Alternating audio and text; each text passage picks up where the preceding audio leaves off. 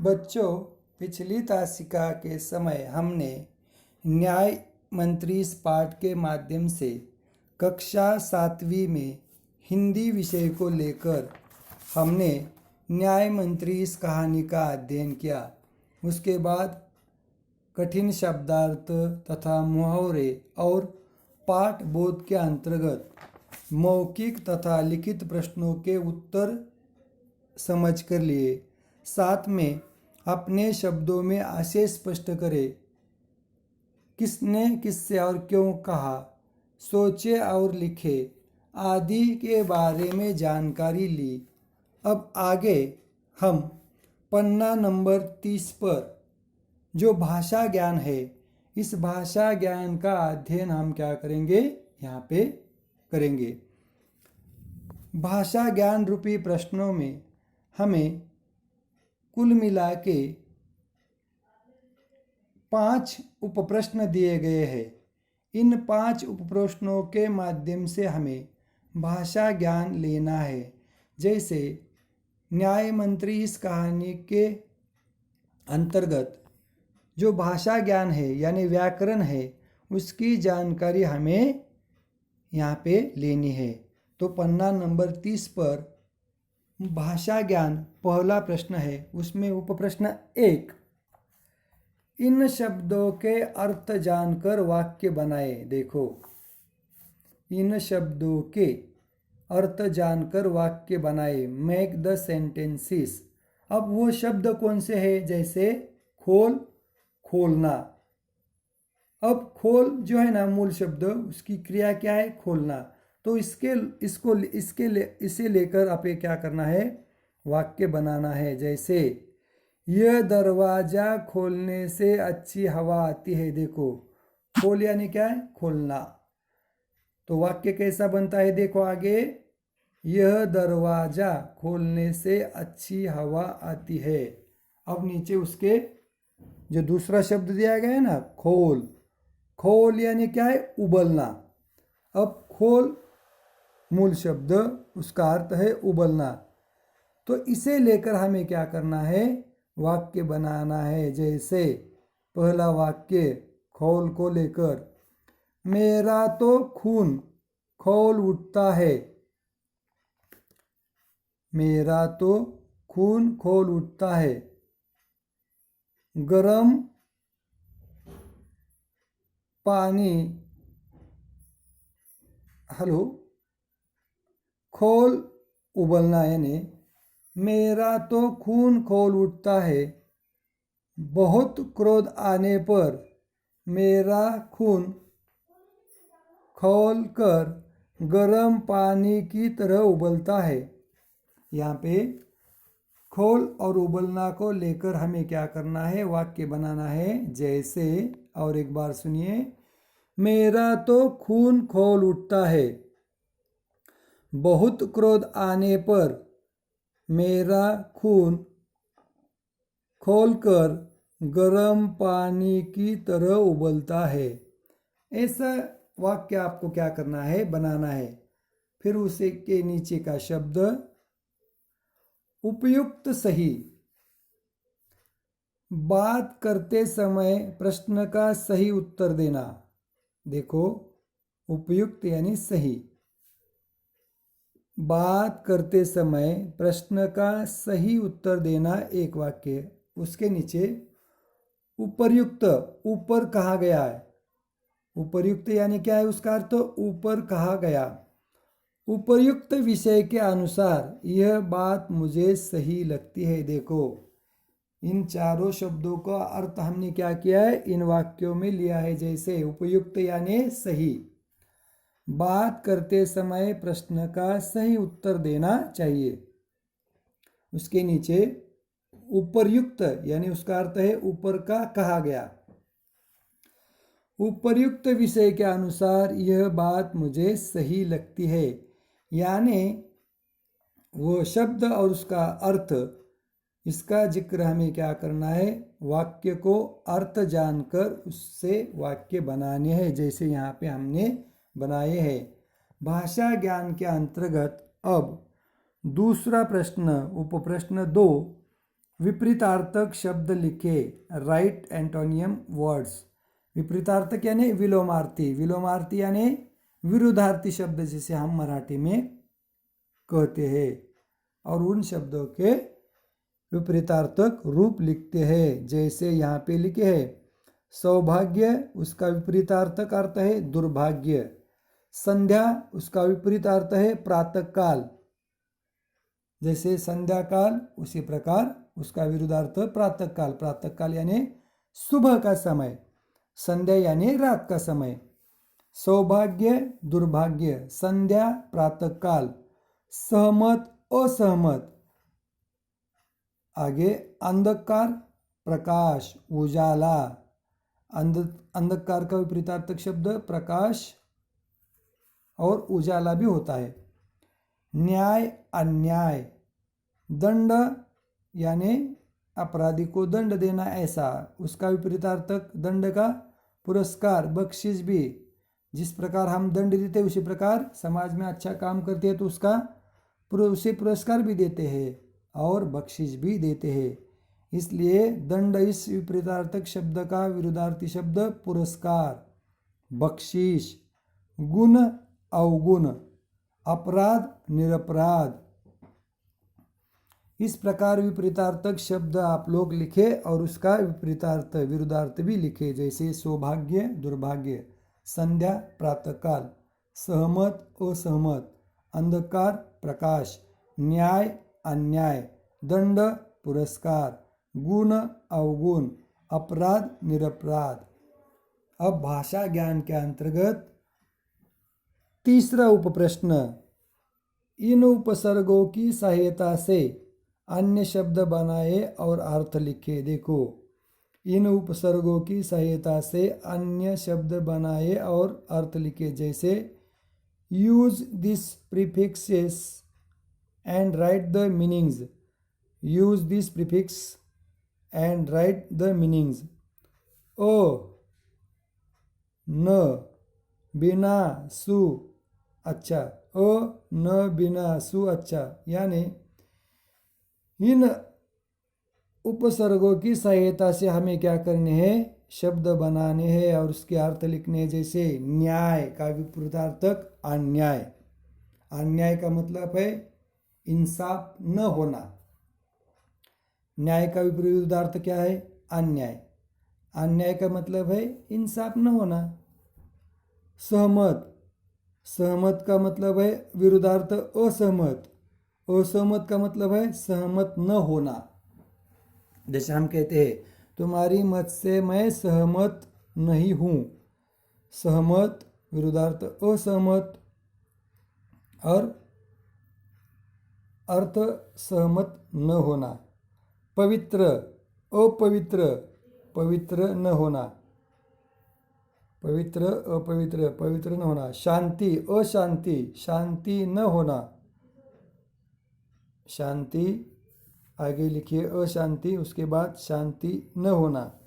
व्यवस्था सुव्यवस्था, सुव्यवस्था न होना। सुव्यवस्था न होना इसका मतलब है अच्छा प्रबंध न करना। व्यवस्था उसका विरुद्धार्थ सुव्यवस्था और सुव्यवस्था न होना। आगे देखो, प्रबंध सुप्रबंध, अच्छा इंतजाम। पुत्र सुपुत्र, अच्छा पुत्र। लेख सुलेख, अच्छा लेख। व्यवस्था सुव्यवस्था, अच्छी व्यवस्था। विचार सुविचार यानी अच्छे विचार। यानी इन उपसर्गों की सहायता से अन्य शब्द बनाए और उसके अर्थ लिखे। जैसे हमने उपसर्गों की सहायता से शब्द भी बनाए और उसका अर्थ भी यहाँ पे लिखा है। जैसे, और एक बार, न्याय अन्याय, जैसे इंसाफ न होना। सहमत असहमत, सहमत न होना। पवित्र अपवित्र, पवित्र न होना। शांति अशांति, शांति न होना। व्यवस्था सुव्यवस्था, सुव्यवस्था न होना। प्रबंध सुप्रबंध, अच्छा इंतजाम न होना। प्रबंध यानी सुप्रबंध, प्रबंध यानी अच्छा इंतजाम करना। यहाँ पे नकारार्थी है, इधर सकारात्मक है। पुत्र सुपुत्र यानी अच्छा पुत्र, लेख सुलेख अच्छा लेख, व्यवस्था सुव्यवस्था अच्छी व्यवस्था, विचार सुविचार यानी अच्छे विचार। इस तरह से आप लोग उपसर्गों की सहायता से अच्छे अर्थ वाले शब्द भी लिख सकते हैं, नकारार्थी भी लिख सकते हैं और सकारात्मक भी शब्द लिख सकते हैं। इस तरह से भाषा ज्ञान के माध्यम से पन्ना नंबर 30 के उप प्रश्नों की जानकारी लेने के बाद हम आगे बढ़ेंगे पन्ना नंबर 31 पर। जैसे चौथा उप प्रश्न यहाँ पर दिया गया है, इन मुहावरों का वाक्य में प्रयोग करें। पन्ना नंबर 31 पर चौथा उप प्रश्न, इन मुहावरों का वाक्यों में प्रयोग करें। इसका अंग्रेजी मीनिंग वाक्य, use this idioms in sentences. जैसे आपके सामने क, ख, ग और घ, यहाँ पर 4 मुहावरे दिए हैं। इन 4 मुहावरों का आपको क्या करना है, वाक्यों में उपयोग करना है। उपयोग करना इसका मतलब है लिखना है, उसका अर्थ और अर्थ लिखकर वाक्यों में उपयोग करना है। जैसे मैंने यहाँ पे किया है आपको मैं बताता हूँ। जैसे पन्ना नंबर 31 पर चौथा उप प्रश्न, इन मुहावरों का वाक्यों में प्रयोग करें। Use this idioms in sentence. क, खून खौल उठना। इसका वाक्य में प्रयोग कैसे किया है, देखो मैंने, खून खौल उठना, चोर की झूठ बात सुनकर उसे शिक्षा देने के लिए मेरा खून खौल उठ रहा था। देखो, खून खौल उठना, चोर की झूठ बात सुनकर उसे शिक्षा देने के लिए मेरा खून खौल उठ रहा था। ख, नींद उड़ जाना। देखो इसका उपयोग अब कैसे किया है हमने, नींद उड़ जाना, महामारी कोरोना से परेशान होकर हमारी तो नींद ही उड़ गई है। ख, नींद उड़ जाना, महामारी कोरोना से परेशान होकर हमारी तो नींद ही उड़ गई है। क, ख के बाद ग, आंखें खोलना, सच बात का पता लगने के बाद मेरी तो मानो आंखें ही खुल गई। देखो, आंखें खोलना, सच बात का पता लगने के बाद मेरी तो मानो आंखें ही खुल गई थी। घ, रात दिन एक करना, परीक्षा के समय मैंने पढ़ाई के लिए रात दिन एक किया, तब मुझे सफलता हासिल हुई। देखो, रात दिन एक करना, उसका वाक्य में प्रयोग, परीक्षा के समय मैंने पढ़ाई के लिए रात दिन एक किया और वो करने के बाद क्या हुआ, तब मुझे सफलता हासिल हुई। इस तरह से आप लोग उप प्रश्नों के सवाल मुहावरों का वाक्य में प्रयोग करके लिख सकते हैं अच्छी तरह।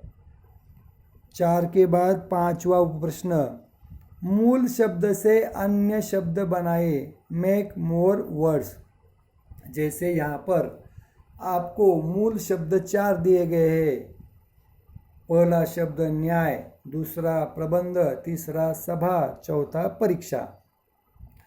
अब इन मूल शब्दों को लेकर आपको क्या करने हैं, इन शब्दों को लेकर आगे 4-4, 5-5 नए शब्द बनाने हैं। जैसे यहाँ पर दिए गए हैं, न्याय, न्यायी, अन्याय, अन्यायी, न्याय मंत्री।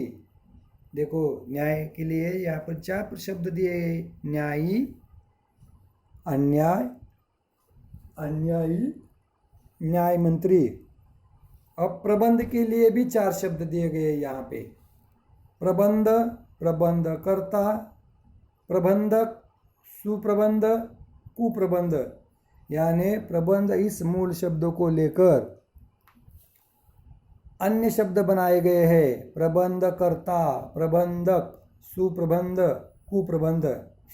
अब आगे दो शब्द दिए ना, उसके लिए हमें शब्द तैयार करने हैं, जैसे सभा, सभागृह, सभागार, सभा भवन, सभापति, सभा चतुर। देखो आपने यहाँ पर निश्चित रूप से सुना होगा, सभा के लिए हम नए 5 शब्द बनाएंगे। देखो सभागृह, सभागार, सभा भवन, सभापति, सभा चतुर।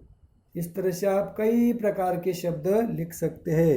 अब परीक्षा के लिए परीक्षार्थी, परीक्षालय, परीक्षाफल, परीक्षार्थ, शव परीक्षा, रक्त परीक्षा, अग्नि परीक्षा, इस प्रकार के कई शब्द आप लोग लिख सकते हैं। मूल शब्द क्या है? परीक्षा, परीक्षाफल, परीक्षार्थ, परीक्षार्थी, परीक्षालय, अग्नि परीक्षा, शव परीक्षा, रक्त परीक्षा, यानी बहुत सारे मूल शब्दों को लेकर आप नए शब्द यहाँ पर लिख सकते हैं। लिख सकते हैं नहीं, लिखने ही है आपको। इन शब्दों को आपको लिखकर मुझे भेजने हैं होमवर्क के माध्यम से। अब पन्ना नंबर 31 पर चौथा और पांचवा प्रश्न होने के बाद आखिरी का एक प्रश्न यहाँ पे दिया गया है, कुछ करने को। देखो न्याय मंत्री, इस कहानी को आप लोग सुनने के बाद, उसका अध्ययन करने के बाद, प्रश्नों के उत्तर लिखने के बाद, भाषा ज्ञान रूपी प्रश्न जिनके जवाब आप यहाँ पर लिखने के बाद, इसके ऊपर आपके शिक्षक शिक्षिका जो है ना, आपको इन विषय को पढ़ाते हैं, तो उस शिक्षिका की सहायता से यानी मेरी सहायता से आप लोग न्याय मंत्री कहानी को एकांकी के रूप में लिखकर मंचन करें। मंचन करे का इसका मतलब है आप लोग कार्यक्रम के समय से नाटकीय ढंग से मंच पर पेश कर सकते हैं, रख सकते हैं। इसका नाटकीय रूपांतरण आप लोग आपके शिक्षक की सहायता से कर सकते हैं। जैसे छत्रपति शिवाजी महाराज जी के जीवन पर बाल नाट्य हम करते हैं रंगमंच पर। कई सारे महान व्यक्तियों ने का जो कार्य है ना, उनके अनुसार हम लोग 26 जनवरी 15 अगस्त के दिन ऐसे नाटकीय ढंग के कार्यक्रम हम लोग मंच पर कर सकते हैं। एकांकी के माध्यम से, घटना के माध्यम से, प्रसंग के अनुसार एक सामाजिक जीवन पर हम ऐसे कई एकांकियाँ नाटकीय ढंग से पेश कर सकते हैं। तो कुछ करने को इस उपक्रम के माध्यम से आपको यही करना है कि इस कहानी को नाटकीय ढंग से पेश करना है। रंगमंच पर नहीं, लेकिन कक्षा में तो ये पेश करना है। यदि आप लोग कक्षा में भी आप कोविड-19 की वजह से इस एकांकी को कर नहीं सकते, लेकिन आपके पास एक उपाय है। आपके घर में छोटे भाई बहन है ना, उनको आप लोग नाटकीय ढंग से इस एकांकी को उनके सामने रख सकते हैं। आपके पिताजी के, माताजी के सामने इस कहानी को, जैसे शिशुपाल ने न्याय मंत्री का भार संभालने के बाद न्याय कैसे किया, ये आप लोग अच्छी तरह से आपके पिताजी, भाई बहन को बता सकते हैं। ठीक है, आगे देखिए। लेखक परिचय के माध्यम से यहाँ पे हमें कुछ जानकारी दी गई है। उस लेखक का नाम है सुदर्शन। सुदर्शन जी का निजी परिचय, जीवन परिचय यहाँ पे पन्ना नंबर 31 पे दिया है। उसका हम वाचन करेंगे, सस्वर वाचन, सुस्पष्ट आवाज में। लेखक परिचय सुदर्शन। इनका पूरा नाम बद्रीनाथ सुदर्शन है।